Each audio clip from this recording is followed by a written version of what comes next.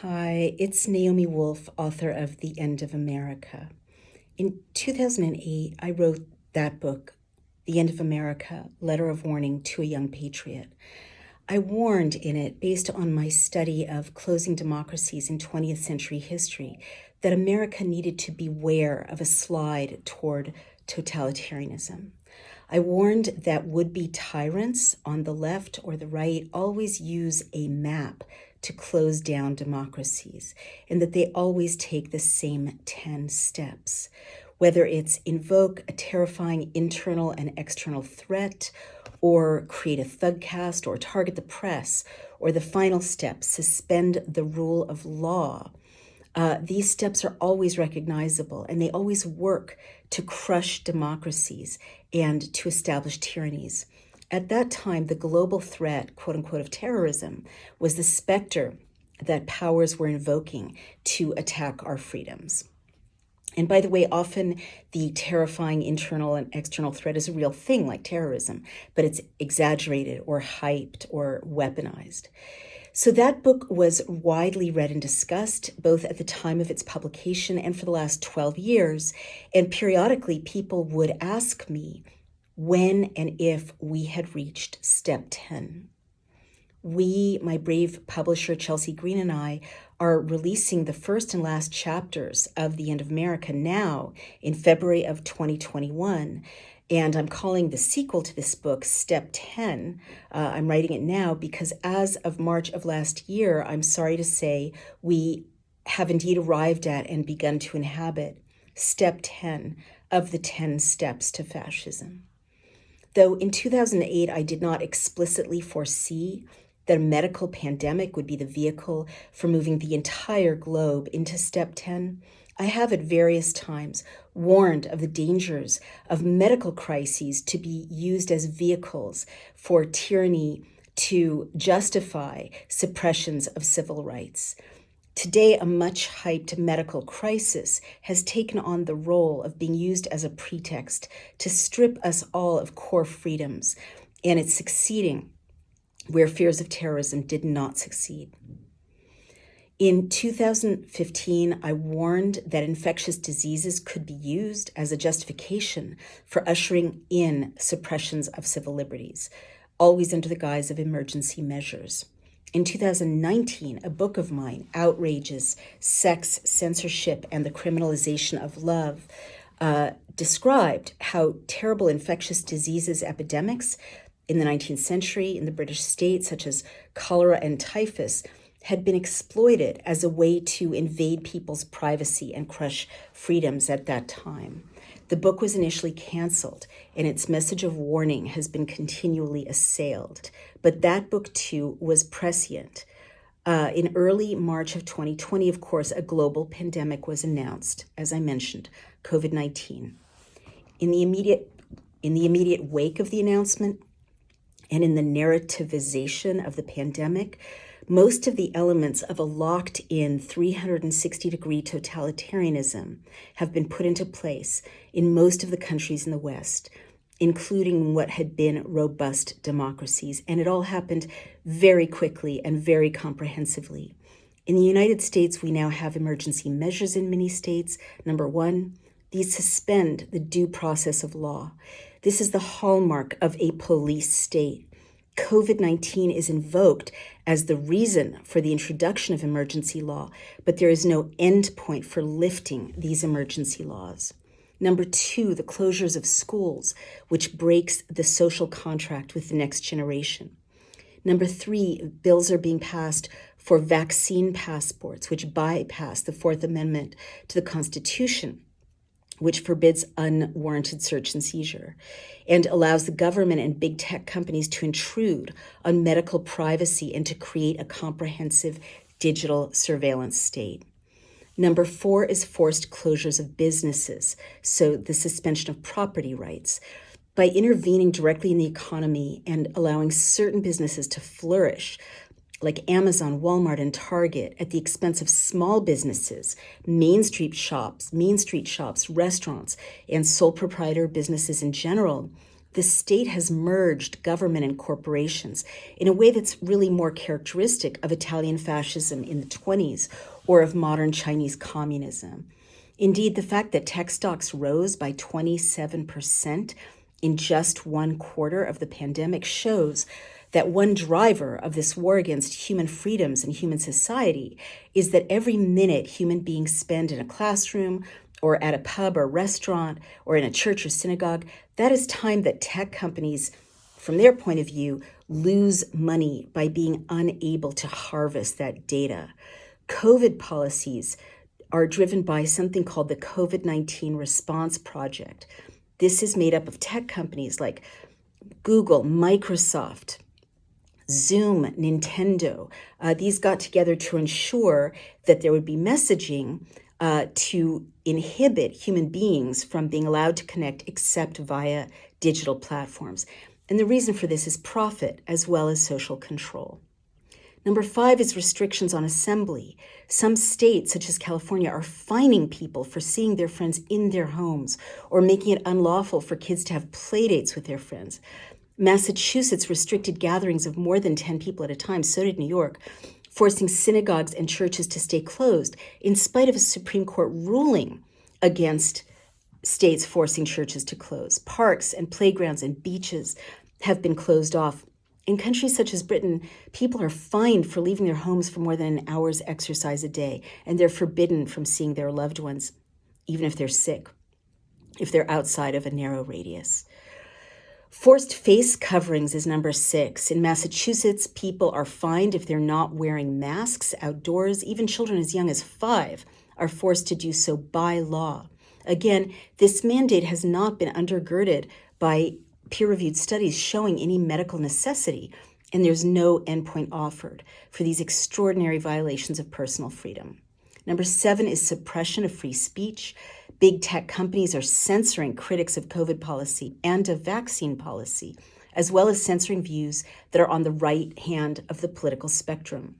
Incitement, which is a word that has a long history in the 20th century of closing down free speech, has been weaponized from the left, I'm sorry to say, as a member of the left, to shut down First Amendment freedoms of expression.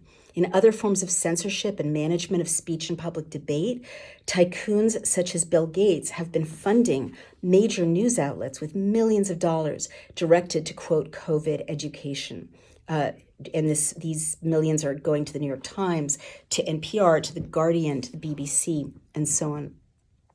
As a result, dissenting voices are marginalized and shamed, or even threatened with legal action or job loss. Number 8, science has been hijacked in the interest of biofascism, as I call it, by heavily funding commentators from the scientific world, such as Dr. Fauci in the US, who just got $1 million from Israel and makes $500,000 a year, more than any other government employee. Imperial College and Sage in the UK, Dr. Christian Drosten in Germany, a dominant set of policies and pronouncements about COVID that benefit a small group of bad actors, notably tech and pharma companies, as I mentioned, but governments in general who like control have kind of crafted credentialed supporters. But when other scientists or institutions seek out debate or transparency, like the 20 scientists who pointed out that the peer-reviewed study showing that PCR tests are accurate was rushed through peer review in 24 hours, when usually it takes hundreds of days or over 100 days, they're threatened with job loss or reputationally attacked, as in the case of Dr. Simon Godecke of the Netherlands. Number 9, data, too, have been hijacked to serve the interests of this biofascism. And this manipulation of truth, which I foreshadowed in The End of America, is really typical of Soviet censors. COVID platforms such as COVID-19 tracking and Johns Hopkins University are funded by technocrats such as Michael Bloomberg, who owns COVID-19 tracking now and who funds Johns Hopkins University's database. These serve unverifiable COVID data that directly affect the stock markets. Again, while this un-American merger of corporate interests and public policy is reminiscent of Italian fascism, the twist provided by digital data presentation and its relationship to the stock market is very much of the 21st century. There have been attacks on religious minorities, as I mentioned, and this is all part of what is number 10, policies that weaken bonds between human beings and weaken the family. These have been introduced and they're being policed. And this is the most serious development of all. And these policies really, again, are typical of China, which tries to have the state be the ultimate arbiter of children rather than parents. The new biofascism in the West, very much, as I mentioned, driven by big tech leaders and soon to be exploited, many thoughtful commentators fear, geopolitically by major powers such as China, which wants to be the global preeminent power as soon as possible, is a war against free human beings and against the qualities that make us human. Masks break down human beings' ability to bond face to face and to enjoy human contact, smiles, and jokes. Masks turn down the effectiveness of human, quote, technology, essentially, by making it hard for us to, quote, read each other and pick up social cues. Forbidding assembly keeps us from forming human alliances against these monstrous interests. Forbidding human assembly also prevents new cultures, new heroes, and new ideas from arising. We are all stuck with the Rolodex and the ideas and contacts that we had in March of 2020. It's basically a war against culture itself, human culture, which requires human interaction. Forcing kids to distance at school and wear masks ensures a generation of Americans who don't know how to form human alliances and who don't trust their own human instincts. Those are counter-revolutionary training techniques, creating a generation of children who will be zombies or ciphers and who will follow authority no matter how nonsensical and mad. I'm hearing many reports of children really being abused by public schools, such as being forced to eat their lunch facing a wall or being told no mask, no voice, not being allowed to speak to their friends at lunchtime. Terrifying child abuse in the name of COVID. Driving all learning onto already prepared distance learning platforms ensures that kids do not know how to behave in human space that's not mediated by technology. Many COVID policies seem designed to ensure that humans will have no, quote, analog space left or analog culture left. And what do I mean by that? No way to feel comfortable simply gathering in a room, touching one another as friends or allies joining together. By analog space, I mean space that humans own, that isn't mediated by a third party, by a government, by a corporation, a bookstore, a library, a school, a synagogue, a church. These are analog spaces. Paper, books, these are analog items of culture. Nothing can take those away from humans. Humans don't have to buy them. They serve human interests and humans own the outcomes. Those are analog spaces. Lastly, driving all human interaction onto Zoom, which is a window for the Chinese Communist Party, as China owns the platform, is not only a way to harvest all of the West's technology, business secrets, and IP. It is a way to ensure that intimacy and connection in the future will be done online. I mean, you can only breathe freely in your home online. Why would you put on a mask and go see another human being whose expression you can't even decipher? All human connection in the future will be done online, and that human face-to-face contact will be killed off. Why is this, you might ask? Why develop these policies that punish, encumber, and restrict human contact in analog, and by that I mean unsurveilled, unmediated human spaces?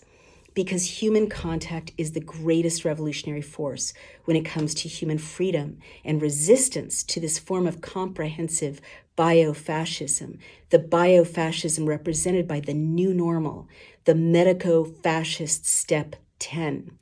Let me recap from the year 2008 and read you my intro to The End of America, as well as the warning at the close of that book. Its message has never, sadly, been more timely. This time, threats to freedom justified by terrorism then have reclothed themselves in the trappings of a medical pandemic. But this time, we do not just face a war on freedom.